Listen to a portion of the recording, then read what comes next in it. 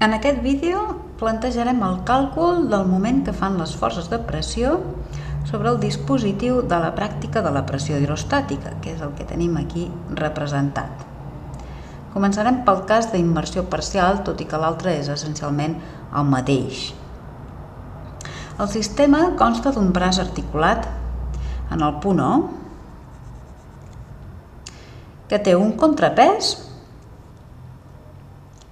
en un costat i en l'altre costat hi ha solidari un quadrant circular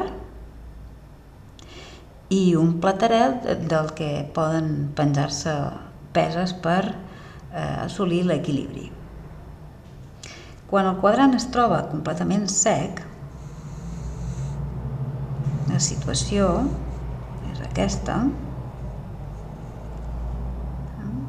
i actuant sobre la posició del contrapès, P1, podem assolir l'equilibri de moments amb P2, que és el pes del quadrant, i el pes del plateret, que és P. Això és quan no hi ha aigua. Quan hi ha aigua, què passa? Submergim parcialment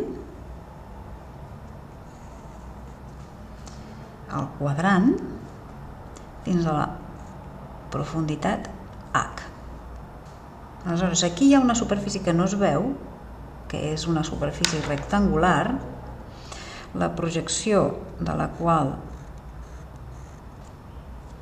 és aquesta que dibuixo, base B, alçada D, i hi ha una altra distància que es demana de calcular o de mesurar més aviat, que és la distància de la part superior de la superfície rectangular del quadrant fins a O, i això és A. També es necessitarà. Bé, quan es troba, doncs, parcialment submergida aquesta superfície, el que passa és que el braç, que l'únic grau de llibertat que té és rotació entorn de O, doncs es desplaça. I per assolir de nou l'equilibri hem de penjar peses al plateret. Quan el braç es troba novament en posició horitzontal,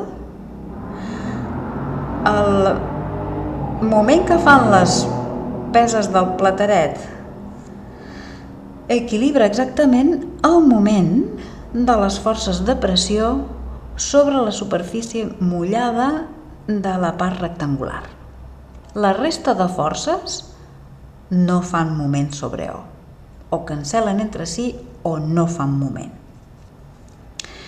Anem a dibuixar una mica millor o més ampliada la situació en què ens trobem. Aquí tenim el punt O i aquí hi ha la superfície, aquesta cara rectangular, que hem submergit fins a l'alçada H.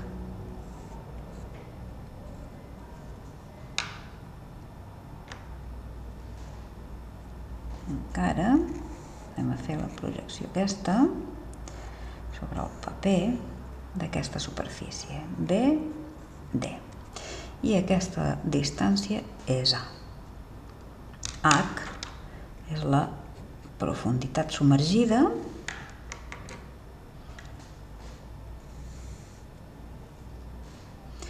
i la superfície mullada és tot això. Les forces sobre la superfície mullada, que són les forces de pressió de l'aigua, tenen la típica distribució triangular que coneixeu. 0 a dalt de tot de la superfície lliure i valor que s'incrementa linealment a mesura que la fondària augmenta. La suma de totes aquestes forces donarà la resultant de les forces de pressió. Però volem el moment. Fixem-nos en una d'elles. Quin moment fa sobre O, aquest diferencial de força de pressió? Doncs el valor del diferencial de força de pressió per la distància a la que està DO. Anem a assignar-li una coordenada de valor I a la distància des de la base.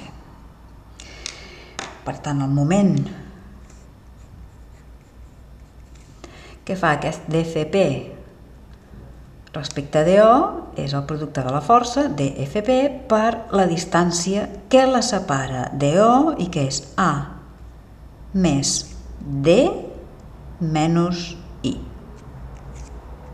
Distància A més D menys I multiplicat per dFP. I això integrat a la superfície mullada.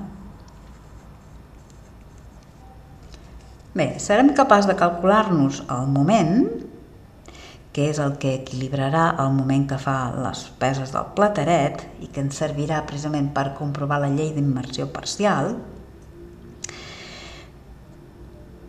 si som capaços de calcular-nos dFP.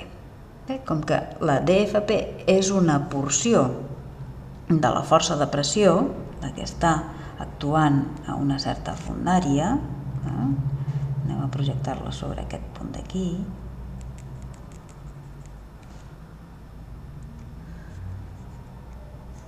està actuant sobre una superfície petita que té base B i altura DI i és rectangular, i com que és una força de pressió, dFP no és més que el producte de la pressió,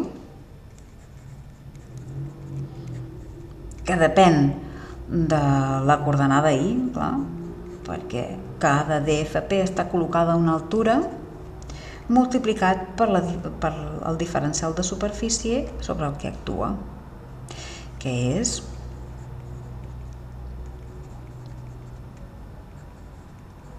B per DI.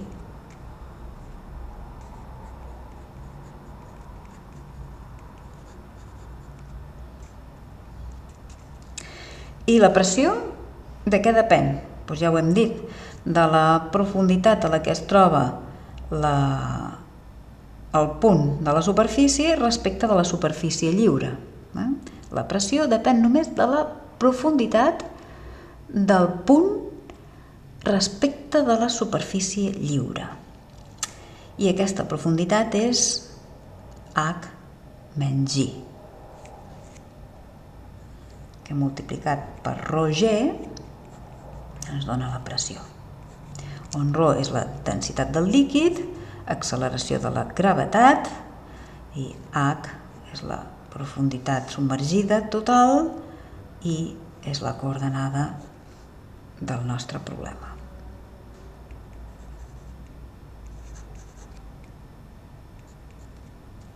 Bé, tot això és dFP.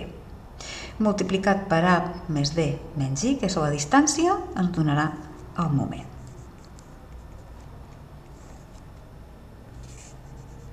Més D menys I per dFP, que és tot això, ρg, H menys I, multiplicat per B per DI.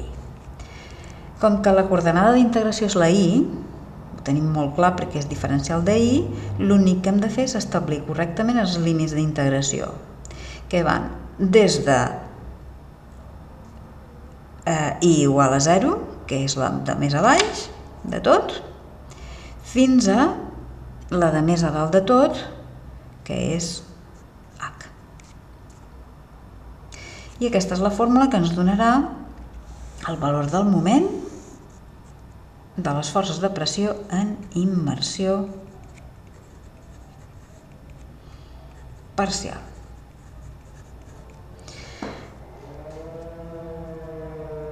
Quin és el canvi de la fórmula per immersió total? L'únic que heu de tenir en compte és que en immersió total és tota la superfície rectangular la que es mulla i, per tant, el límit superior d'integració ha de canviar. Us deixo pensar quin hauria de ser el valor per trobar el moment de les forces de pressió amb immersió total, tenint en compte que és tota la superfície,